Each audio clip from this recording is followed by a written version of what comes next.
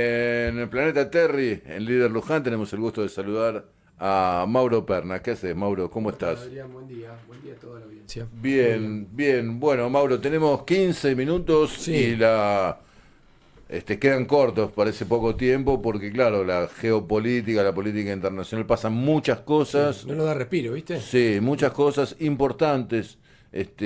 Por cierto, aunque bueno, asumimos que lo más destacado en este momento, que nos parece interesante e importante profundizar, es la cuestión en Medio Oriente, porque bueno, ¿terminó la guerra entre Irán, Estados Unidos e Israel? ¿Podemos decir que terminó o no? Y es buena la pregunta. Trabajo de Momentáneamente, eso, Mauro, trabajo de hacer Sí. buenas preguntas, gracias. Se llegó a un acuerdo momentáneo, temporal, parcial, que es el famoso memorándum de Islamabad, en referencia a la capital pakistaní, que es donde se llevaron a cabo las negociaciones, que es un primer acuerdo, un primer entendimiento que supuso el alto el fuego, pero también un alto el fuego parcial, porque si leíste los diarios, ayer hubo intercambio de agresiones entre Irán y Estados Unidos, quiero decir, es muy frágil esto. Pero de El alguna acuerdo manera, fue entre Irán y Estados sí, Unidos, entre Irán y Estados no Unidos. Israel. No Israel, entre Irán y Estados Unidos. De alguna manera Estados Unidos está garantizando, digamos, la parte israelí, ¿no? De alguna manera la está validando. ¿Y puede garantizarlo? Y bueno, ese es uno de los puntos críticos. Vamos a tratar de explicar muy Sí, sintéticamente por favor. cuáles son los puntos centrales del acuerdo. Por un lado, se logró un cese el fuego, insisto, momentáneo, porque pende todo de un hilo. Y, por ejemplo, ayer hubo intercambio de fuego porque supuestamente un buque quiso cruzar el estrecho de Hormuz por un lugar no habilitado por Irán. Irán abrió fuego, a raíz de eso Estados Unidos respondió. Se entiende un poco lo que Sí, estoy planteando. Es todo, digamos, precario. muy finito y muy precario, exactamente. Pero en principio lo que supondría este entendimiento, además del cese de hostilidades, es que Estados Unidos reconoce, digamos, que el control del estrecho de Hormuz lo va a tener Irán, que lo va a tener en conjunto con Omán, ¿sí? Que es el país que tiene la otra margen del estrecho. Estados Unidos está dispuesto a levantarle las sanciones a Irán, que pesaban, digamos, sobre todo sobre sus exportaciones de hidrocarburos, lo cual sería, digamos, un beneficio económico importante para Teherán. Estaría dispuesto a devolverle los famosos activos congelados, que son del orden de los 24 mil millones de dólares, y aparte estaría dispuesto a concederle un resarcimiento, si se quiere, una compensación por toda la infraestructura que se destrozó en los bombardeos, del orden de los 300 mil millones de dólares. ¿Sí? Vos decís, estaría dispuesto, Sí. pero si esto está firmado, ¿no implica que efectivamente Estados Unidos está dispuesto a... En principio hay buena voluntad de Pero llegar a hay eso. una firma, Pero hay digamos. un plazo de 60 días, sí, hay una firma que Sí. se hizo digital, la firma, ¿sí? Bueno, Fue una novedad, vale, digamos, vale. hay que hacerlo después, hay que poner el gancho Sí. presencial. Ahora se están llevando adelante negociaciones en Suiza, Igual hoy en día, sí, no sé, te pido una apreciación sí, decime. tuya, Mauro. Hoy en día podés firmar cualquier cosa y después Está se, esa posibilidad, se lógico, queman los papeles, ¿no? lógico, lógico. Vivimos en una época en la que no valen mucho los acuerdos. Bueno, uno de los rasgos principales de este reordenamiento internacional es justamente ese. ¿Cuál es el derecho internacional hoy válido? Está todo, digamos, en disputa, está todo en cuestión, porque de alguna manera se está generando un nuevo derecho internacional. El derecho siempre viene después de la acción, ¿no? Claro. Entonces, una vez que se consumen los hechos, que el mundo se vuelva a reordenar y de alguna manera se vuelva a estabilizar, bueno, ahí se va a generar una nueva legislación que regule ese orden, así como después de la Segunda Guerra Mundial surgieron los famosos organismos multilaterales como Naciones Unidas, el FMI, el Banco Mundial. Y Bueno, estos puntos que vos estás señalando respecto del acuerdo de Islamabad, es decir, que bueno, Irán junto con Omán tiene el control del estrecho de Hormuz, sí, Estados Unidos accede a una reparación económica, sí. le desbloquea los fondos, nos puede hacer pensar que Irán ganó la guerra, Sí, de alguna manera sí. que Estados Unidos está cediendo a sus pretensiones en este acuerdo porque efectivamente Irán ganó la guerra. ¿Se puede decir que Irán ganó la guerra? ¿Te acordás que en la última columna habíamos dicho que Estados Unidos ya sabía que no podía ganar, no podía derrocar al régimen de los ayatolas, no podía vencer militarmente a Irán, no podía garantizar la apertura del estrecho de Hormuz porque eso lo controla Irán? Pensá que está prácticamente al lado, digamos, tiene una capacidad de fuego que, bueno, que le permite, digamos, vetar el paso a cualquier embarcación. Entonces Trump, ¿qué es lo que estaba haciendo? Buscando una salida digna, algo que se pudiera presentar, si no como una victoria, por lo menos no como una derrota. Como una derrota digna. Claro, este es como los Pumas cuando juegan con los australianos, una cosa Ponele, así. Sí. este es el escenario. De hecho, la oposición a Trump, el ala demócrata, pero también algunos dentro del Partido Republicano están diciendo, bueno, al final esto es una victoria pírrica, ¿no? Porque no es mucho mejor el acuerdo que se está alcanzando ahora que el que hizo Obama en su momento en 2015, que tenía, digamos, algunos rasgos parecidos. Le levantaba las sanciones a Irán a cambio de controlar su programa nuclear. Ese es el compromiso que tiene que tomar Irán. Tiene que abandonar su programa nuclear, cosa que Irán no tiene problema en hacerlo, ya lo había manifestado, era uno de los puntos sobre los cuales había acuerdo. La capacidad disuasoria Irán la tiene en su complejo misilístico y en el control del estrecho de Hormuz. Con esos dos factores, digamos, le alcanza y le sobra. Y el otro punto, bueno, es garantizar justamente el paso por Hormuz sin peaje. Es un poco lo que se está discutiendo ahora en Suiza. Estados Unidos dice, no vamos a aceptar que haya ningún tipo de cobro, porque eso obviamente afectaría a las petromonarquías que son aliadas de Estados Unidos y que tienen que pasar sí o sí por el estrecho de Hormuz para sacar su producción. Estamos hablando de Kuwait, de Bahrein, de Qatar. ¿Pero se pagaba peaje antes de la guerra? No, no se pagaba peaje, pero a veces había algunas tarifas en concepto de mantenimiento. Viste que, sí. Vos me entendés, se puede cobrar sin llamarle peaje, digamos. Claro. Estados Unidos lo que quiere es que Irán no recaude, digamos, por esa vía y que el tránsito sea completamente libre. ¿Irán accedió a esto? Es lo que está en discusión.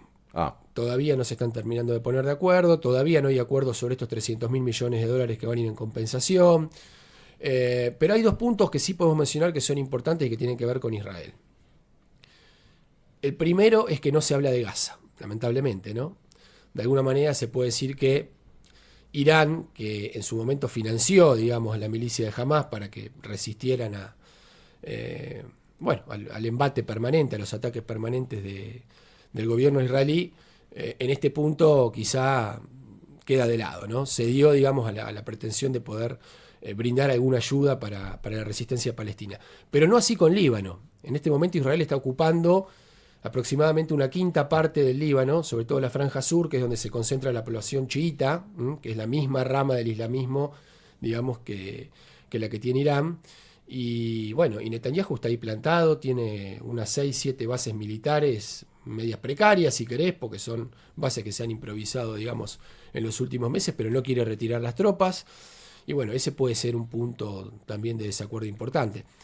Digamos que Netanyahu es quien promovió la guerra en primer lugar, eso está perfectamente documentado, hay crónicas, por ejemplo, una que leí en el New York Times hará algo así como 2 meses, que dan cuenta de cuál fue la reunión. Él llegó con su equipo, lo convenció a Trump de que era el momento de atacar Irán, porque el régimen estaba débil. ¿Te acordás que había protestas civiles en Irán? Sí. Por la escasez, bueno, todo lo que supone el bloqueo. Bueno, Trump se embarcó en esta guerra. ¿Qué decís vos? Perdóname, Sí. permitime un paréntesis, Sí. Perna, ya que hace referencia a esos movimientos de protesta que los medios occidentales, a los que los medios occidentales en su momento le dieron mucha difusión en Irán, y algunos medios hablaron de decenas de miles de muertos en las calles de Teherán en particular. Yo siempre tuve dudas respecto de que eso haya sido efectivamente así, es decir, que la represión del gobierno iraní hacia su población haya sido tan grande, por lo menos, y ¿no? está bien, Como son para hablar razonables de- las dudas, son razonables. Viste que se dice que en la guerra la primera víctima es la verdad, ¿no? Sí. Hay mucha desinformación porque es un arma de guerra, ¿no? La Sí. información es un arma de guerra y la desinformación también. Yo también lo dudo. Seguramente, a ver, digámoslo de esta manera, Irán tiene un gobierno que, digamos, hace un control bastante estricto de lo que pasa. Si bien hay una población, le podríamos llamar convencida, adoctrinada en el buen sentido, que genuinamente está dispuesta a dar la vida por su patria, por su país ante una agresión, bueno, también es un régimen que No es un gobierno liberal. no es un gobierno liberal, está muy bien.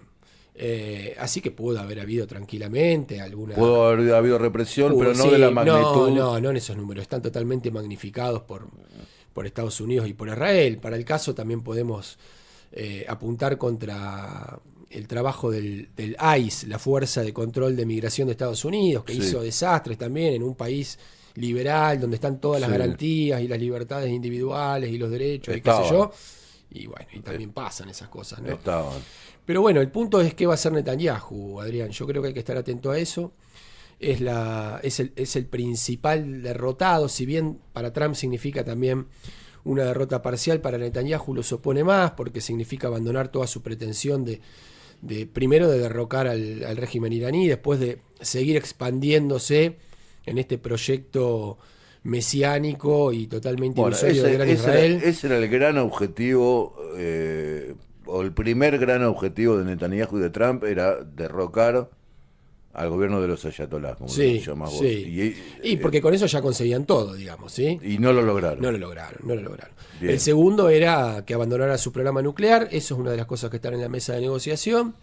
Y yo creo que va a quedar ahí, no mucho más. Irán va a quedar como lo que siempre fue durante toda su historia, una potencia regional importante, de peso, que si además recupera el control de sus hidrocarburos, le levantan las sanciones, y todo esto que acabamos de mencionar, bueno, el país va a tener también una inyección económica importante para mejorar la calidad de vida del pueblo iraní, que hay que decirlo, venía soportando privaciones lógicas por todo el asedio al que estaba sometido su país, ¿no? Bueno, en el cierre de esta columna, Perna, bueno, podríamos hablar de muchas cosas, permíteme que haga abuelo de pájaros, señale algunas cuestiones. Bueno, sigue la revuelta popular en Bolivia, ahora con otras condiciones, pero sigue la revuelta popular en Bolivia. Ganó la ultraderecha las elecciones en Colombia, es una noticia destacada. Bueno, debemos señalar la dramática situación que vive Venezuela.